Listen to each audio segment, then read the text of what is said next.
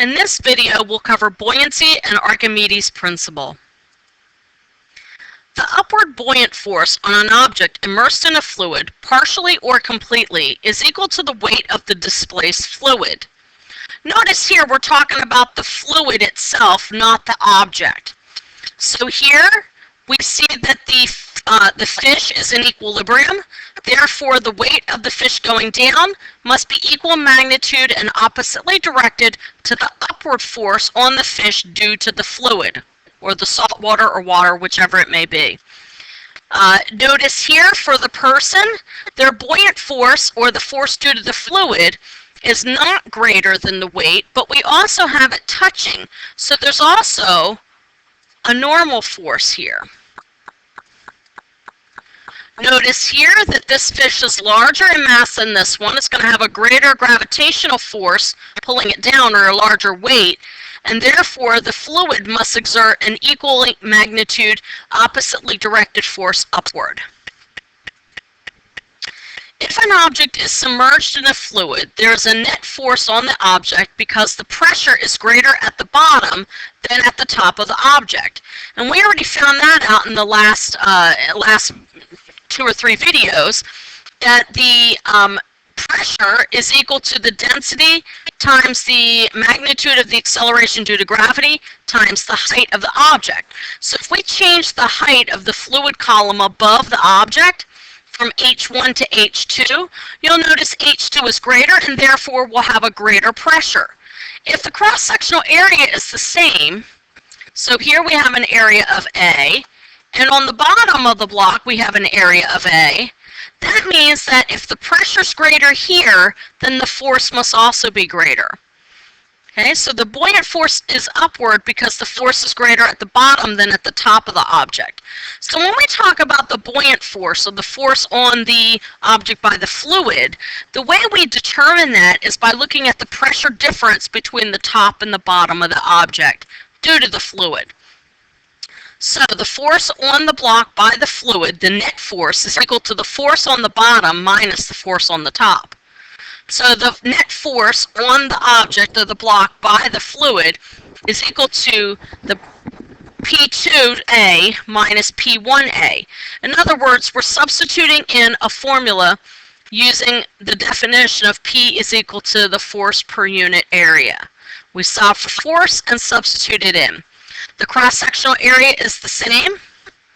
So here we end up with the density of the fluid times G times the height of the fluid column from the bottom up, minus the density of the fluid times G times the height here above the top of the fluid times the cross-sectional area.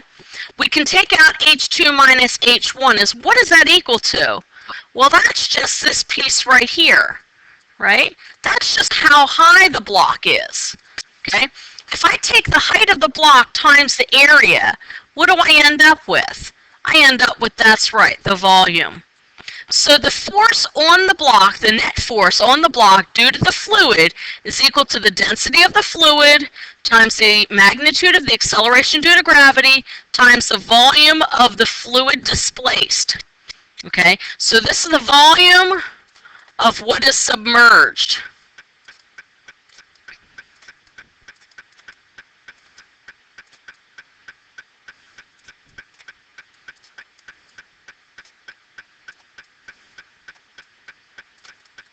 So notice that this block is completely submerged. That means that the total volume is going to be the total volume of the block. What if only half of the volume was submerged?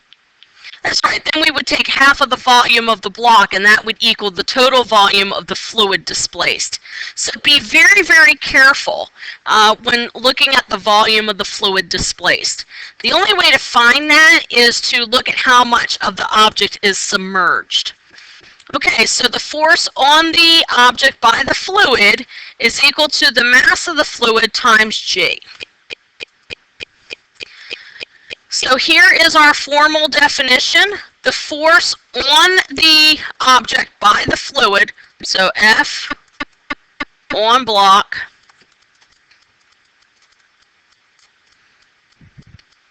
by the fluid Notice I keep saying fluid. Why am I not saying water? That's right, it might not be water. It could be oil. It could be something, some gray drink of some kind. Okay, so the force on the block by the fluid is equal to the density of the fluid times the magnitude of the acceleration due to gravity times the volume of the fluid. Okay? The net force on an object is the difference between the buoyant force and the gravitational force. So, here we have a block hanging from a spring scale. It's at rest, so it's in equilibrium. We have one thing touching it, the scale. What's acting at a distance? The Earth. So we have the force on the block by the scale plus the force on the block by the Earth, and that must equal 0 because we're in equilibrium. That means that these two forces are equal in magnitude but oppositely directed.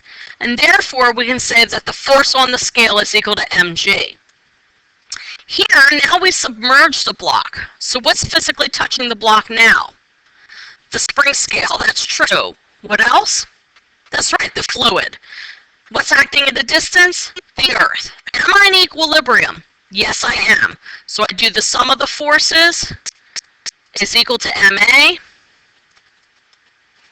I add up all my forces acting in the vertical direction. I have the force on the scale plus the force due to the fluid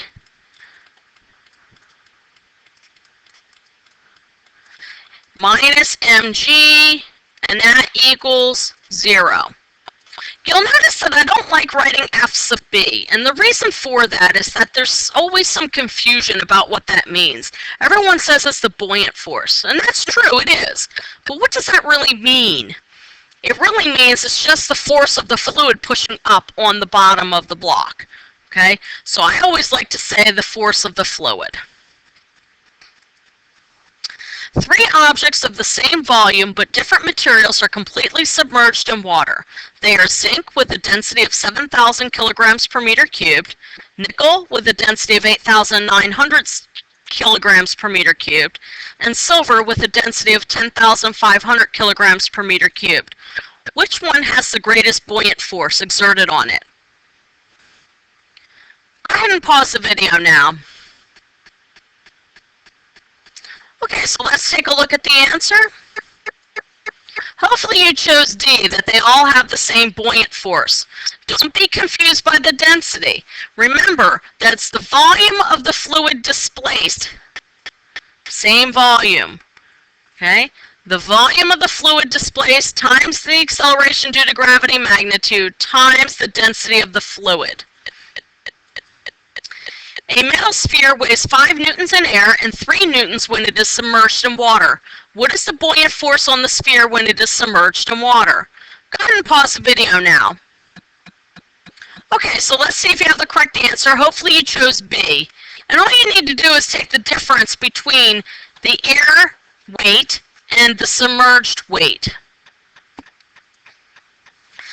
An object has a volume of 2 meters cubed. What is the buoyant force on the object when it is completely submerged in water? Remember that the density of water is 1,000 kilograms per meter cubed. Go ahead and pause the video now.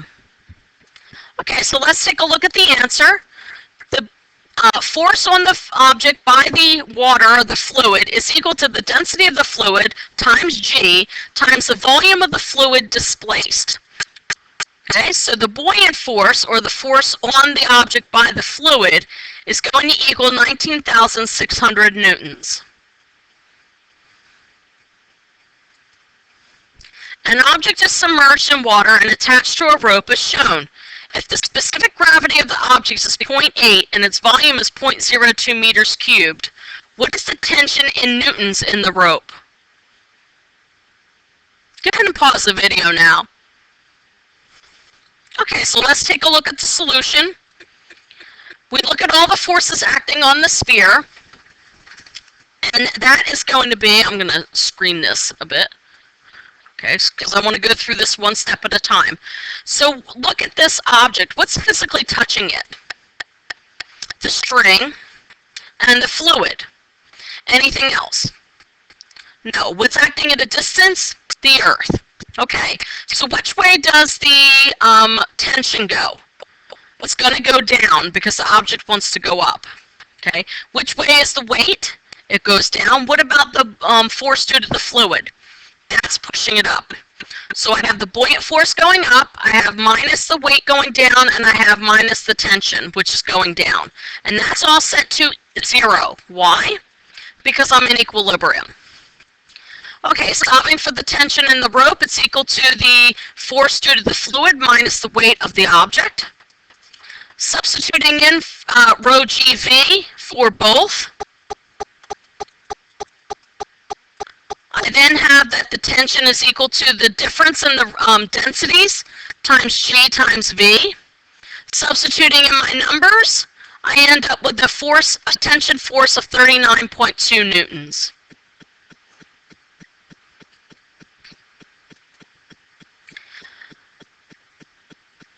Here we have a boat.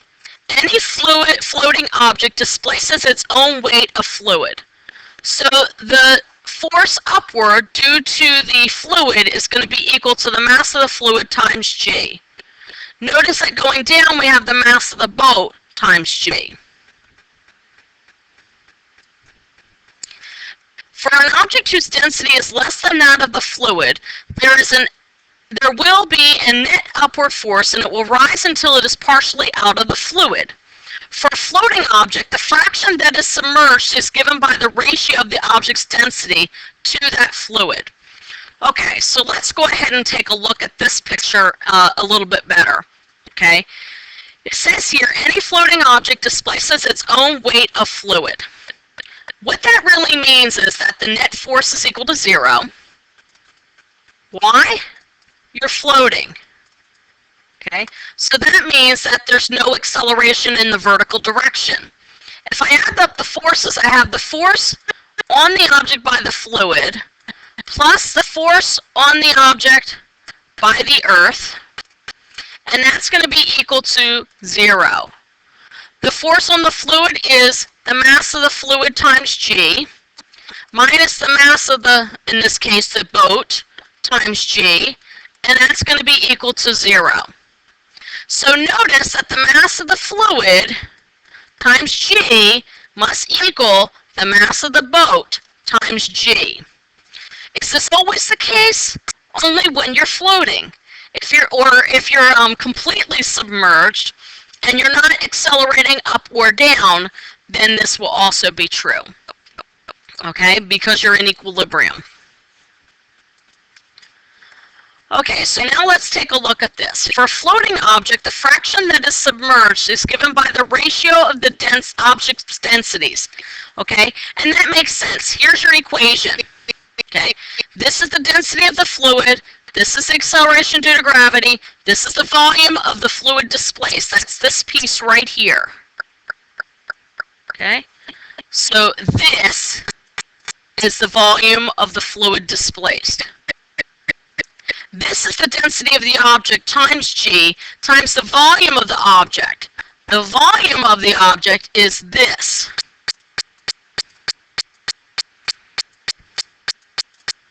Okay? If these two forces are equal, as you see here, okay, if these two forces are equal, as you see here, okay, notice that the G's cancel out, and there's a ratio of your volumes. The volume of the fluid displaced divided by the volume of the object must be equal to the ratio of the densities. A 1500 Newton object floats in water. What is the weight of the displaced water?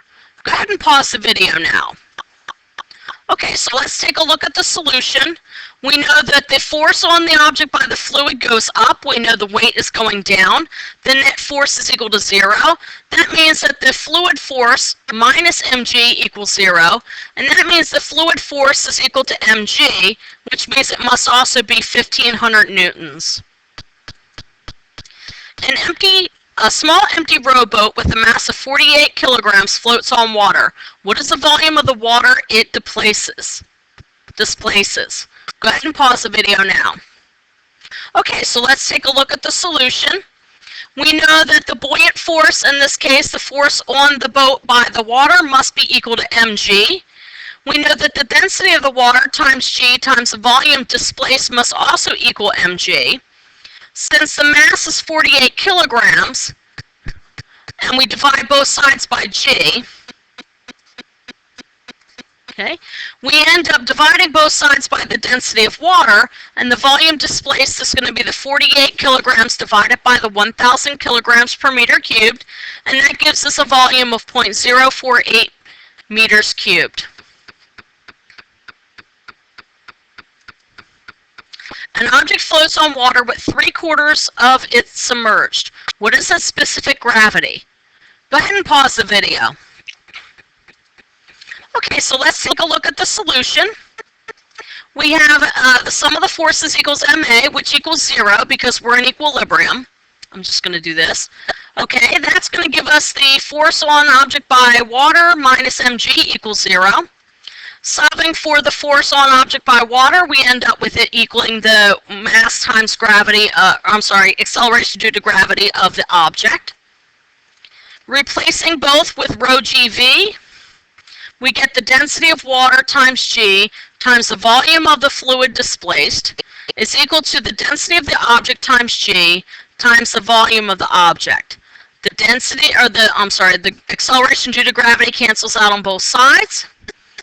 And the specific gravity is defined as the object's density divided by the density of the water. That ends up giving us, since we know it's 3/4, 0.75. Since we know that the volume, since 3/4 of it is submerged. So basically what we're doing here is we're saying 3/4 of V naught over V naught. And notice that the V naughts cancel out, and you're left with 3/4. That's where this comes from. Okay, in the next video, we're going to talk about fluids in motion and Bernoulli's principle, which is really another way of saying energy conservation.